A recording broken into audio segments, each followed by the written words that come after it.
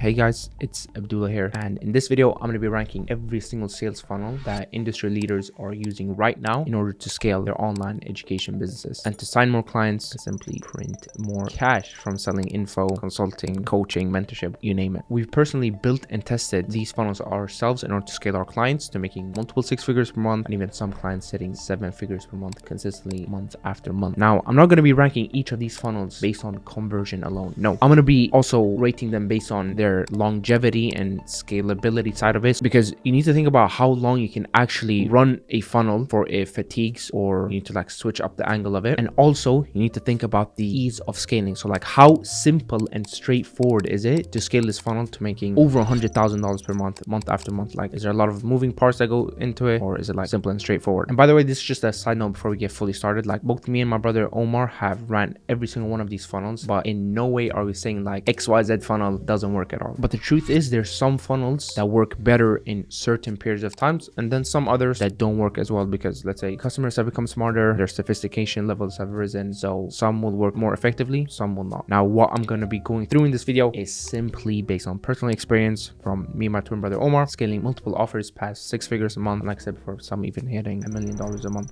and above. Now, I have a lot to go through in this video, so let's get straight into it. So let's start with the first one, the webinar funnel. Now, this funnel has risen a lot in popularity over the past year, I'd say, because a lot of like top people in the info space making millions of dollars every month are using it to consistently scale their online education businesses. But before we go into like the nitty gritty, what is a webinar funnel? Like, simply put, a webinar funnel is literally just a registration based funnel where leads opt in to watch a live, or it could also be a pre-recorded presentation that educates and then pitches at the end. And this is just like a quick overview of exactly how it works. So people sign up on a landing page, they go to the confirmation page, and then they get nurtured over, it could be a week or 2 weeks, through emails and then SMS reminders, and then it all goes to a specific date where the live webinar or pre-recorded webinar is being hosted. And then you could either sell direct to cart, so this could be like a mid-ticket product, $497, $997, sometimes even like $2,000 depending on like the niche you're selling to. But what most people have started doing is, instead of selling on the webinar, they pitch an application to then book a call with the personal brand's sales team. So if it's direct to cart, it just goes to sales directly and then you onboard them to your product. But if it's a booking link, it goes to an application page, they book a call, and then closer will close them on a sales call, and then they get access to the product. That's basically how simple it is. Very straightforward. And one of the biggest people that runs them, Shelby Saab, I'm sure a lot of people know who that is. All she does is she posts around 3 times a day on her social media, her Instagram, TikTok page, and then on her bio, she pitches the date where she's going to host her next live masterclass. Same thing on Instagram here, and she specifies the date so people remember. And she also runs ads. You can check out her ad library, and all traffic goes to her registration page, which is super basic, because the point of that page is not to convert someone into a client directly. No, it's literally to just get them to sign up. That's how straightforward it is. And she gets literally like millions of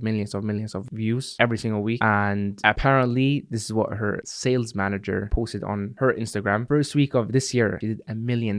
Now, I'm not sure if this is cash collector revenue, but that's super impressive. So good job to their team, you know? And if we talk about the upsides, like the reason why even I like webinars a lot and why we primarily run webinars for our clients is leads consume a lot, because the consumption rate that leads go through, how much they get to know your story, the opportunity you're presenting, the offer, and the pitch, the objection handling. It's like they go through a 2-hour, maybe even 3, maybe even 4-hour presentation where they're learning so much about you and your opportunity. So you're kind of like coaching them live on making a very well-informed decision. Even if you're running ads, you could be running cold traffic ads. Imagine someone opts into your funnel and they're the first kind of like time they ever see you live, they're spending 2, 3, 4 hours with you. Just imagine how much more inclined the lead is to book a call or purchase your product when they've consumed so much of your content. Now, some of the downsides I'd say with this funnel is you need constant new traffic in order to scale this funnel, you know, consistently month over month. You cannot sell to the same pool of customers over and over again expecting to scale. No, you need to be running ads. You need to be constantly testing new ad angles. You need to be consistently posting on social media so you can drive that new awareness into this funnel and, you know, constantly week over week print, or if you're running book a call, book a lot of calls. So in terms of the longevity and scalability, I'd rate it 4 out of 5. And then in terms of conversion, like I said, we've run this multiple times. It has worked really great. Like some average webinars, we book like 50 calls. Some we've booked up upwards of 200 calls. So you can see, and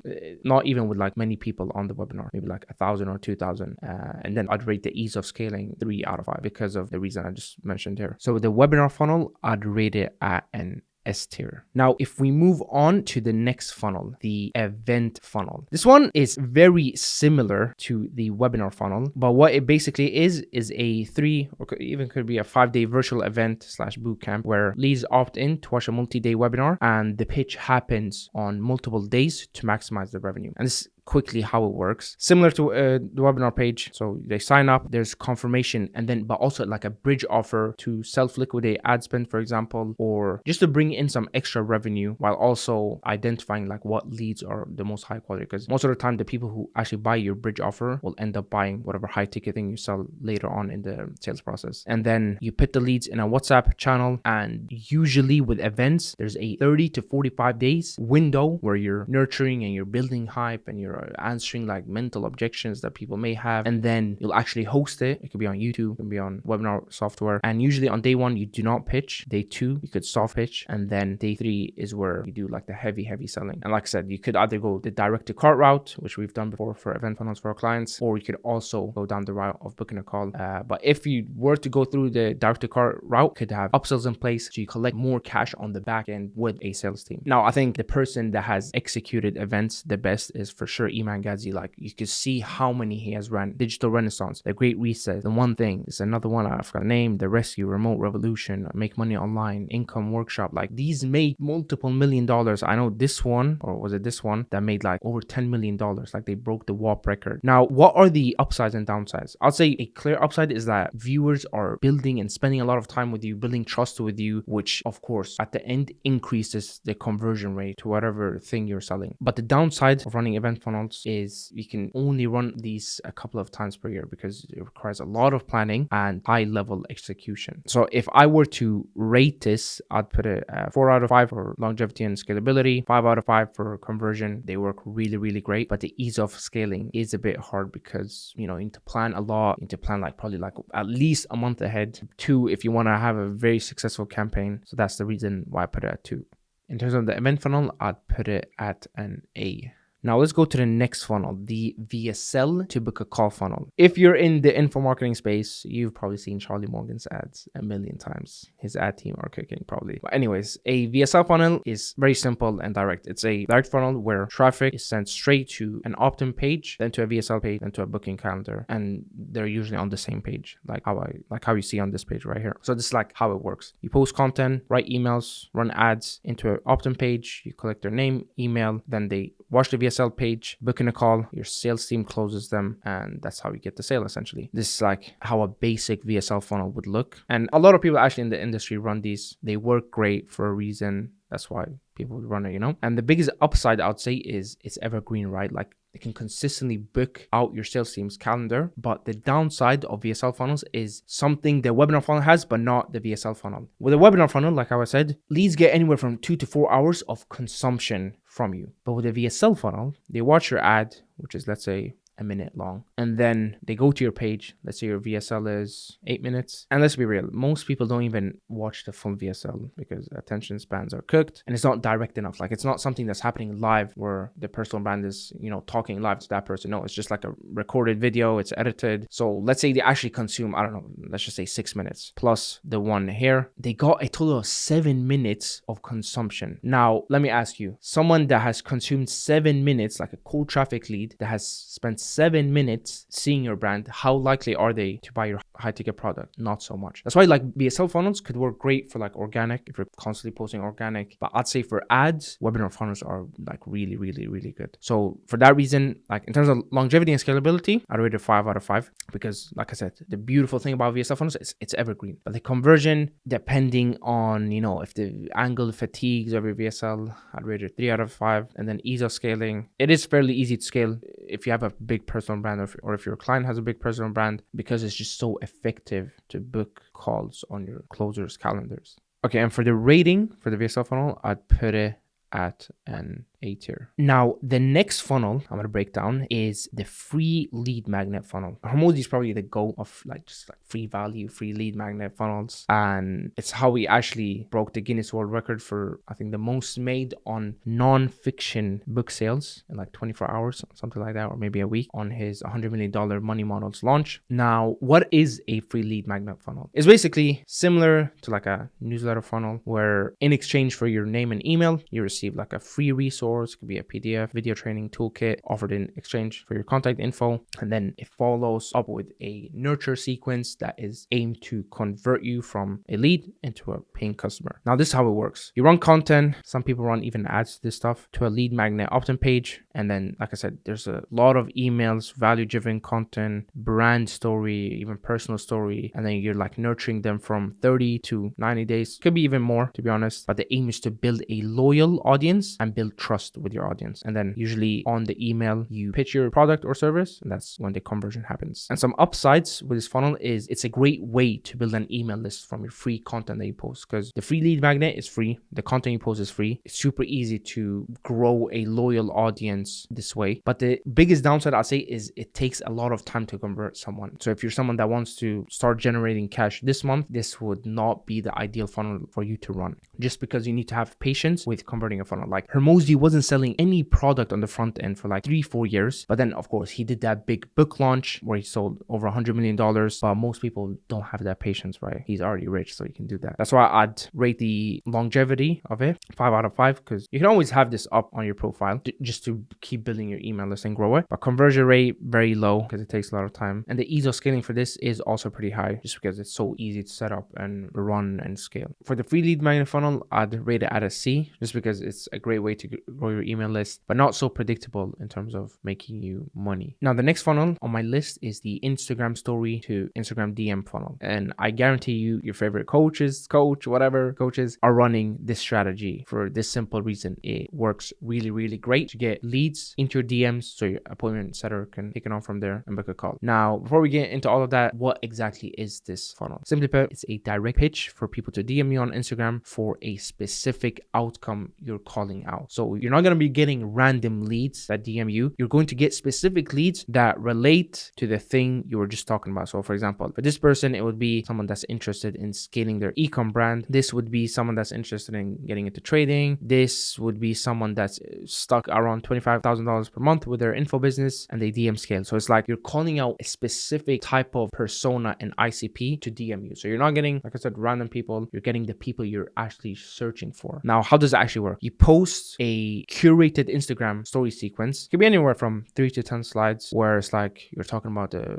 value, or you're talking about a problem in the industry, and then you're talking about the solution, and then you're calling out your exact ICP that you want to DM you. And then, like I said, final story, you do a CTA, and your appointment setter from there on starts a conversation with them, qualifies them, because you can't just directly send them to a booking link. You don't know if they're a qualified lead. So the appointment setter chats to them, and then if they're qualified, they get booked on to the closer's calendar, and then closer tries to, of course, pitch them, close the deal, and that's how they get the sale. Now, one of the biggest upsides I'd say is it's a great way to drive leads to your DMs and close deals in your DMs whilst not looking salesy on the front end. I wouldn't even kind of classify this as a funnel, because when I say funnel, I think a lot of people think a website, but this is a very low-key way of selling on the back end. So all the selling happens in the Instagram DMs and not on the front end where the whole world can see you're pitching. But I think the biggest downside with this is it could become very repetitive if you keep using the same angles over and over again. So it's super important that you're always coming up with unique angles, unique problems in your niche, that you're constantly doing research about your ICP to get to know, what kind of problems they're facing. So in that case, I'd rate the longevity of this 5 out of 5, because it has existed for many, many years. It will keep existing for many, many years, because it's just something very casual, very low key. People already watch your Instagram stories. So it's great way to drive leads to your business. And the conversion is also really, really great, because like I said before, you're calling out your specific ICP, which is essentially what you want at the end of the day. And the ease of scaling is also pretty good, because you can keep creating stories stories every week. Like it's a very high ROI task with, low cost. Like it doesn't take a lot of time to think of an idea. We pop a few stories and then post it, get leads to your DMs. Home Insider takes it from there. Closer closes deals. So this is a really, really good strategy to run for your own or for your client's online education business. And in terms of rating it, I'll put the Instagram stories at a B. Now, the next funnel on the list is a low ticket funnel. I'd say this has also risen a lot in popularity, especially on Twitter. Now, what exactly is a low ticket funnel? It's a funnel where you're selling a low price product, anywhere from like $27 to $97, with upsells in place, order bumps, and high ticket backend offers to maximize your average order volume. Now, this is essentially how it works. You drive traffic from content and ads and everything to a sales page where there's a mini VSL and then a lot of copy, a lot of testimonials, and a great, product and angle you've whipped up. And then it's direct to cart with, of course, like I said here, order bumps to increase AOV. And the special thing with a low ticket funnel is that there's a onboarding call on the thank you page of the purchase. Now, why would you ever put an onboarding call, you may ask? It's not really an onboarding call. It's a sales call disguised as an onboarding call. So you're essentially getting people to pay you to get on sales calls, if that makes sense. And then on that call, the closer gets to know them better, qualifies them, sees if they can upsell them to a high ticket problem, and a percentage of the people that bought the low ticket end up buying the mid ticket or high ticket product. Now, before I go into the upsides and downsides, I wanted to show a really good example of Jeremy Miner's low ticket funnel. I'm going to show you guys the full funnel and the exact tactics he's using to increase his conversions, but also kind of like preset them up in their brain that they're going to jump on a call after they purchase, so it doesn't happen by surprise. So as you can see right off the bat, social proof here, really specific thing that this low ticket product is solving, which is how to essentially handle sales objections. And then like the unique mechanism is like neuro emotional persuasion. It's like this unique mechanism, NEPQ. And with low ticket funnels, like your focus should be to come up with these unique mechanisms that doesn't make it sound like so salesy, because keep in mind, like this is a cheap product. So like the conversion rates, if you're selling this to your audience, could be higher than normal funnels that you run, like even like MRR communities. But the most important thing is like you really need to dial down the angle, the unique mechanism, like what outcome you're actually selling. And if I scroll down here, like you can see proof, trusted by Fortune 500 companies, what you get inside the book. And then I think the most important thing is this bonus 2. You get a personalized NEPQ implementation call when you purchase this product. What this does, like I said, it makes it so that the leads that end up buying, they already know that they're going to jump on a call. And I guarantee you on this call, the upsell happens, whether that be to a mid-ticket product, depending on like the lead quality or how much they may have saved in the bank to invest in themselves, or they could upsell to something high ticket, $5,000, $10,000 even, who knows. Now, the biggest upside with this funnel, I'd say, is it's a great way to get like low commitment leads, aren't necessarily so inclined in paying you like $5,000 or $15,000 for your mentorship, but they would like to see, a small part of your coaching or a small part of what you can help them with. So, it's a great way to get these leads into your ecosystem, and then later down in the line, you could upsell them even to one of your high ticket products. But I'd say one of the biggest downside with this is there's a lot of moving parts. Like with ads, you need to know your numbers. With tracking, you need to make sure your KPIs are being hit consistently. So it's not like one week you had a great week, you got some upsells, but then for the rest of the month, you had no upsells. And it requires you to constantly dial in your metrics to reach profitability. So in terms of the longevity, I'd rate it a 4 out of 5, because this is a funnel you could keep running for a long time before, the angle fatigues. The conversion rate could work really, really well. Okay, this is important. If you have a really, really good sales team, a dialing team that could actually close these leads. And then the third one, ease of scaling, I put it at a 3 out of 5, just because you need to be so, experienced with running ads and tracking with high rows, for example, and keep, creating creatives. For the low ticket funnel, I'd put it at a B as well. Now, the next funnel on my list is the free community funnel. What is this exactly? It's basically a free online community. It could be like on School or Discord or WAP, and it's used as the top of funnel nurture, and it's used as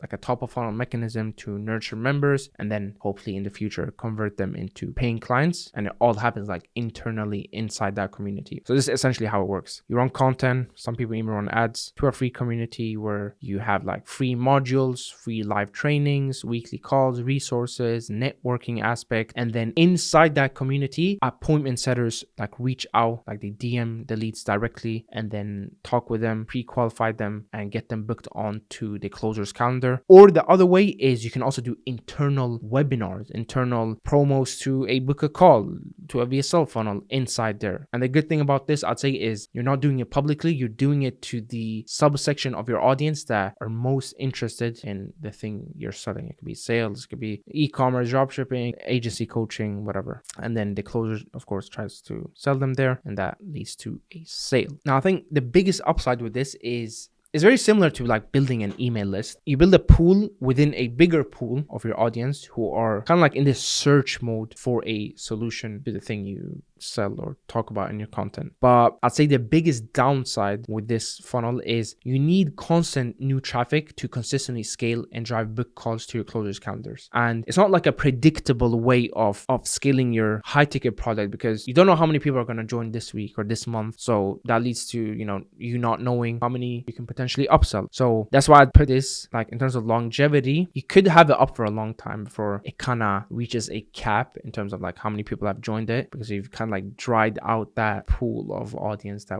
would maybe be interested in joining. And in terms of conversion, I'd say it's really, really bad because what I just said, it's not consistent. Like can't predict how many people you're going to get in, and ease of scaling as well because of that predictability thing. Not very easy to scale to $100,000 per month and above. In terms of the rating for the free community, I put it at a D, just because it's like I said, not predictable. You're not really growing an email list. Well, you could if it was like a free community plus free lead magnet, but if we're just talking about free community, you're not really growing an email list. So I'll put it at a D, just below free lead magnet. Okay, this is the final funnel I've prepared for today, and it's cohort launches. Now, what is this exactly? And then I'll go through a in-depth example. It's basically an info product launch that happens recurringly throughout the year. That was a hard word to say. And basically how it works is there's a 60 to 90 day launch cycle. You build a lot of hype, you post content, you drive all that traffic to a waiting list. You do emails to nurture the leads, to educate them, to show your social proof, and then you essentially launch the event. Now, you could launch it with a webinar, you could launch it with a 3-day live event, or you could simply just launch a application funnel direct to a VSL where people can apply, and then your sales team can reach out to them. And usually when you're launching, you have this 2 to 3 week period where closers are jumping on calls with these leads, closing deals,